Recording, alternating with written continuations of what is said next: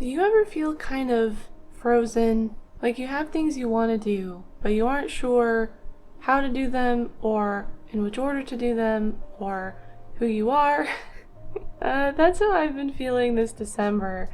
It's a little weird for me because I'm usually very into the new year, very into planning and setting goals. If you've been here for, more than a year, you'll know each December I typically do a big, group of planning videos and I plan out my year and I reflect. And this year that hasn't really happened. I feel overwhelmed by uncertainty and I'm not really sure why, but what I suspect it is causing it is that last year around this time, almost exactly, a tiny hose burst in our kitchen, flooded the whole kitchen, soaked the floor, soaked the counters. That basically just wiped out all of the goals I had set because I had to, in the blink of an eye, put all my money, all my time, all my attention towards getting this kitchen repaired.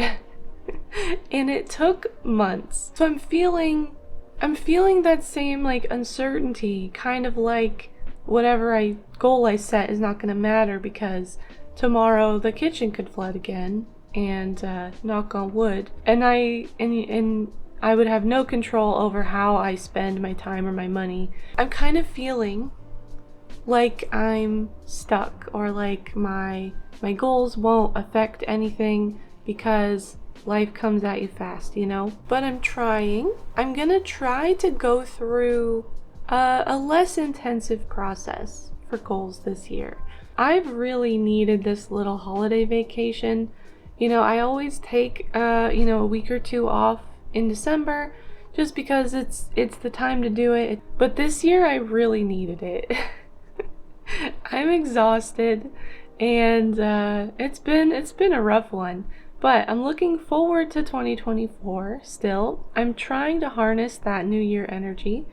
And this video is going to get into a very pared down version of my New Year planning. By the way, I'm Cephalian. I make videos about games, development, and creativity, and today we're getting a little bit into the creativity side and also planning out some of the development work I'm going to be doing this year.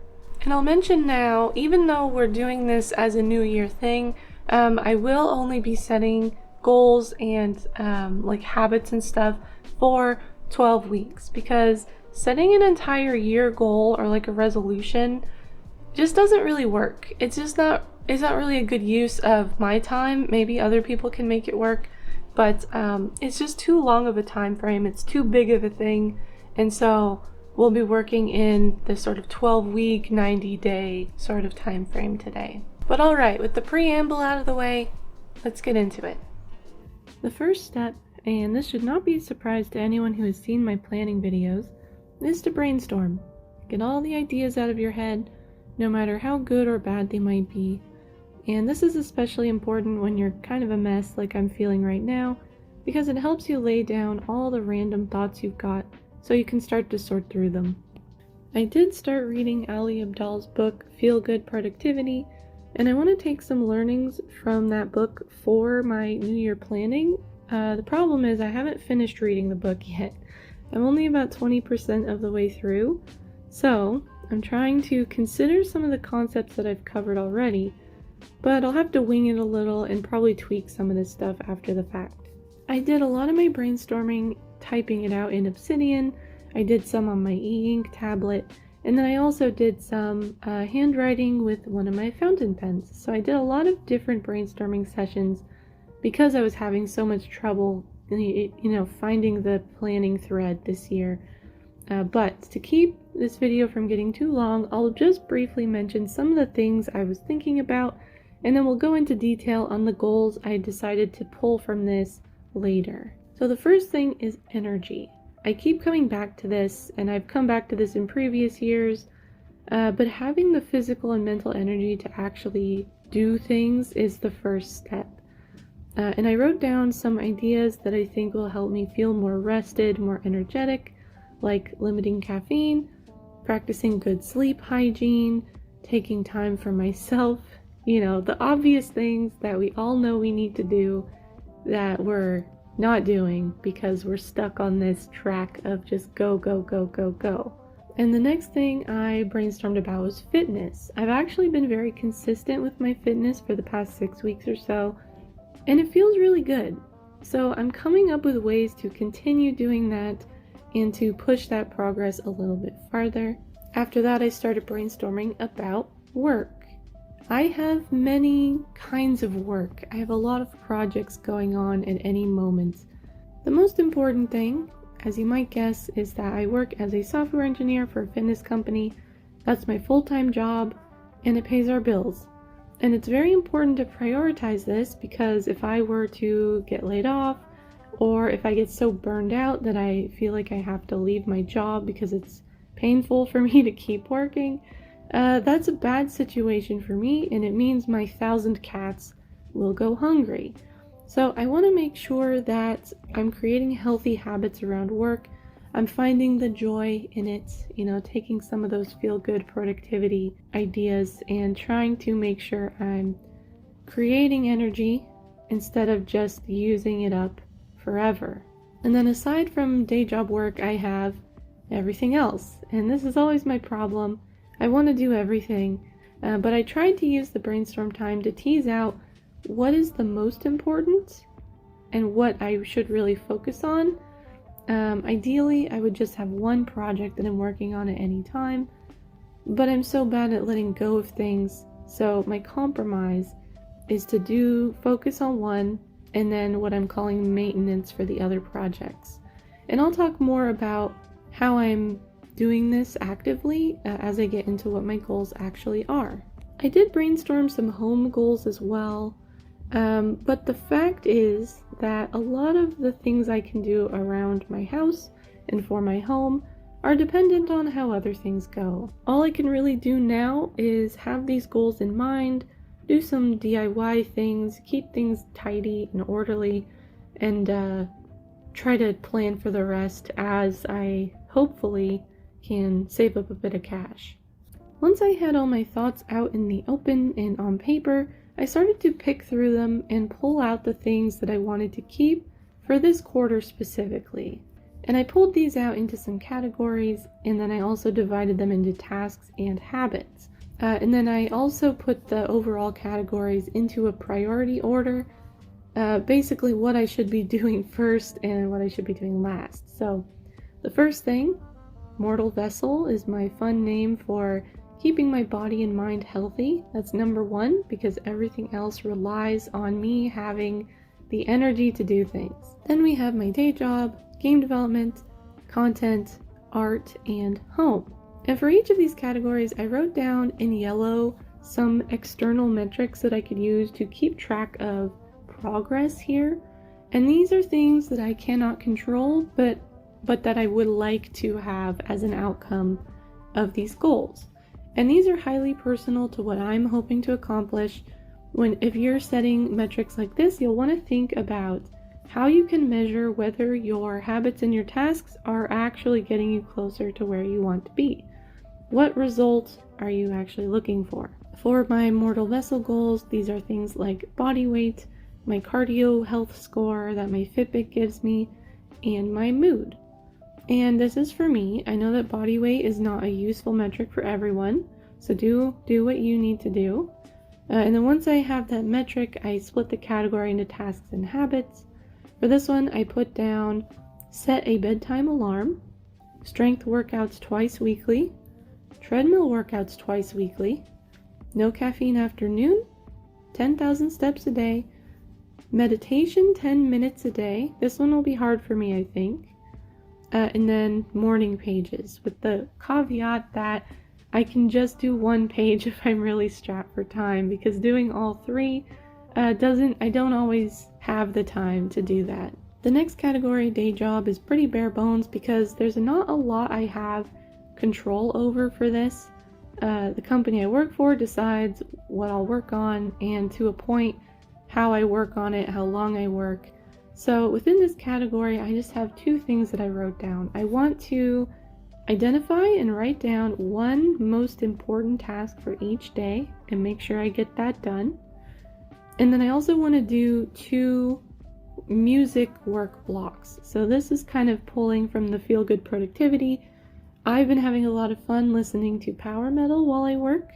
And so I think having 2 blocks of time during my workday where I really buckle down, I listen to that music, I have some fun, and I get some work done, I think will help just boost my mood and also hopefully boost my productivity a little bit. Next up is game dev. This is the one I'm most excited about.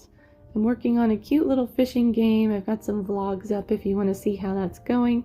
And my success metric is basically how many of the features I have completed within this 90 days. For habits here, I've split them out into work sessions per week. So I've decided I think I want to do another daily game dev challenge in February. And then in January and March, slightly less intense, I just want to get my butt in the chair and work on my game at least 3 times a week. For tasks, I have really quickly just written down several big features that I know I want, and I'm going to try and complete all of these within the first 3 months. Now, on to content. I want to tie my content into my game work as much as possible, and this has 2 benefits. First is that you, my beloved viewers, seem to enjoy the devlog updates, so I know that more game dev content is going to make you happy. You're going to be excited to watch that for the most part. Second, I know if I have to get a vlog out, I have to actually do the game work, so it's an accountability thing too. I want to make a bigger push in January for YouTube as well, because I'm very close to those 4,000 watch hours for the partner requirements. So I want to make 5 videos in January, 1 more than I typically would, and then 4 videos in each February and March. So YouTube is kind of the focus amongst my content. I want to maintain my current Twitch schedule. I have some big things planned for Twitch this year, but I want to plan those for probably the middle of the year, maybe Q2. And I'm making the decision to do less for Twitch now, so I can focus on these other projects instead of trying to go full steam on everything at the same time. For habits, I do want to try and post on Instagram twice a week. I'll be honest, I struggle with Instagram. It feels like sending photos and videos into a black hole. Even my friends who want to see my posts simply do not see them on their feed. But I know that despairing about algorithms is not helpful. It doesn't accomplish anything. So I'm gonna try and find the fun in posting to Instagram again, and maybe focus less on the effect, the analytics of those. I might also try some YouTube shorts. I don't know. I personally do not watch shorts, reels, TikToks. I just don't really like them. But people do, right? And I've been told by a few other content people that I really should be doing some kind of regular short form content. What do you think? Do you want to see some shorts? Let me know in the comments.